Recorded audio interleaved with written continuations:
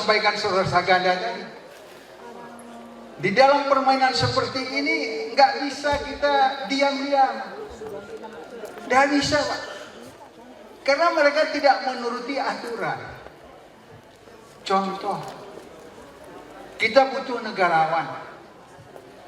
Presiden itu disumpah sebagai kepala pemerintahan dan negara, bukan petugas partai.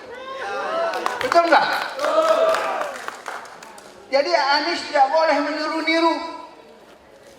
Nanti dia berpidato, saya ini petugas partai, sama kelakuannya itu.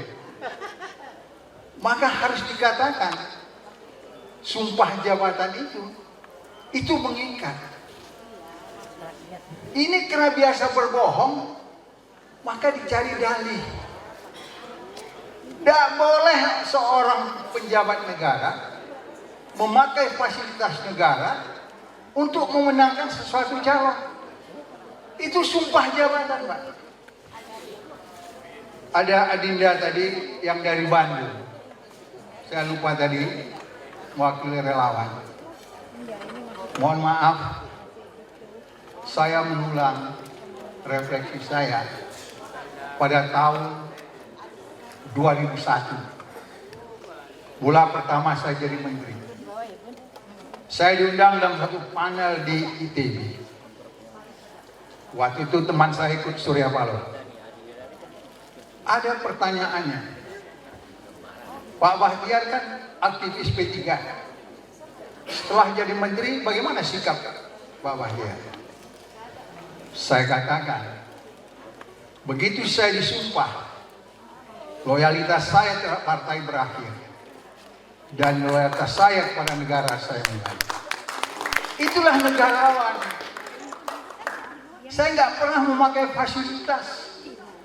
Saya nggak pernah mengumpulkan orang P3 di kantor saya. Nggak boleh itu, Pak. Apalagi presiden. Ini namanya apa? Kalau kita berbicara, dia mengatakan ini persatuan kita rapuh.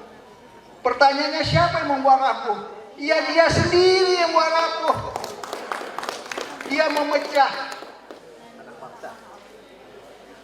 Inilah bahaya. Mengapa kita butuh perubahan pemimpin yang negarawan itu. Yang kedua, kita berharap, ini wakil-wakil partai ya, ini Sambo merasakan, ya, 10 atau 2 minggu menjelang pemilihan presiden, kita tanya mana saksi, nggak ada. Itu pernah kejadian. Saya nggak usah sebut lah. Tentu bapak-bapak yang relawan itu tahu ya. Saya terlibat itu karena diajak Joko Santoso. Di Kartanegara saya termenung. Kemudian keluarlah gaya medan saya. Saya maki-maki jenderal itu. Ini main-main apa ini? Baru kita puntang-panting membuat saksi. Dan itu nggak ada artinya. Lama-lama kita sadar kalau gitu emang siap kalah rupanya ini. Sudahlah. Mohon partai pengusung jangan berbuat seperti ini. Sakit hati relawan ini. Tanpa dikasih uang kita kerja keras. Ya, kita berpidato. Untuk saya, orang berpidato hebat-hebat di Senayan, Gelora Bung Karno, saya berpidato memenangkan kawan itu di pinggir laut, di Pamampek, Pak. Itulah keikhlasan itu. Di akhirnya ditipu seperti ini, sakit gitu. Ya, terserah kita menafsirkan.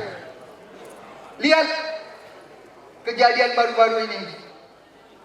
Orang mengumpulkan massa seperti ini diundang dan dikasih amplop.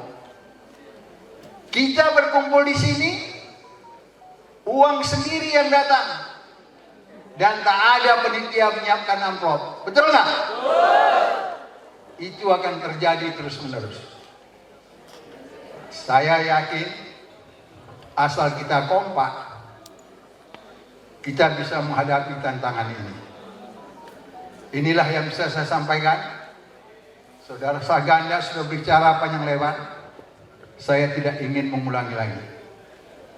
Di luar kita banyak kelompok-kelompok yang terus-menerus menganalisa apa yang dibuat oleh rezim ini.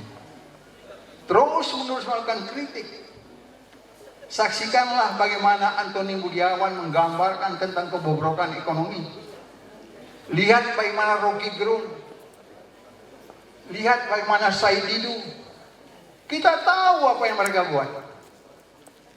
Dan untuk kita, kepentingannya agar anak cucu kita bisa hidup lebih sejahtera daripada sekarang ini.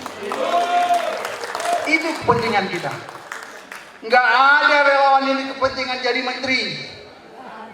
Kita tahu diri kok. Nggak ada kita kepingin mau ini mau itu. Yang kita inginkan perubahan dari kezaliman ke arah kebenaran.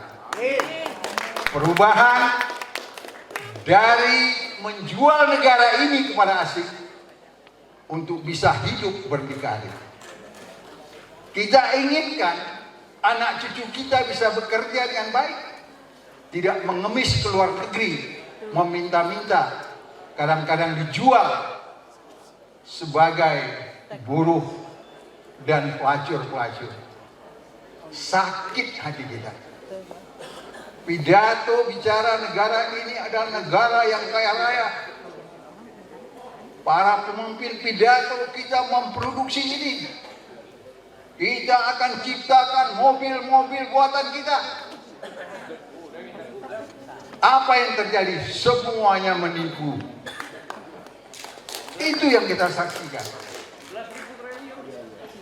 Dalam satu upacara berpidato, kita berikan traktor kepada rakyat agar produksi pertanian bisa berhasil. Habis pidato, traktornya hilang. Semua kita tahu itu. Yang satu tidak tahu dia lagi apa fungsinya. Diurusnya pula urusan pertanian. Pada waktu peresmian, air memancur dengan bagus, seolah irigasi baik. Setelah pulang, air yang memancur itu hilang. Akhirnya pertanian itu porak-poranda. Nanti ditanya mengapa? Iklim yang salah. Dia yang korupsi, iklim pula yang disalahkan. Itu yang terjadi. Kita tidak mau itu berulang lagi. Kepada relawan, simpul-simpul, kita perkuat ini. Ya, siap? Yang namanya partai ini tentu yang diurusnya dirinya dulu. Karena kalau nggak diurusnya nggak jadi anggota DPRD dia atau DPR RI.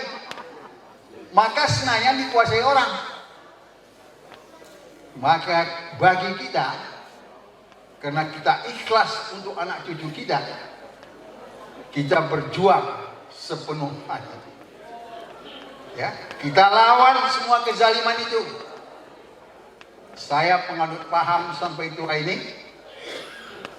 kita tidak boleh diam jika kita melihat kezaliman ada di depan mata kita. Terima kasih. Wassalamualaikum warahmatullahi wabarakatuh.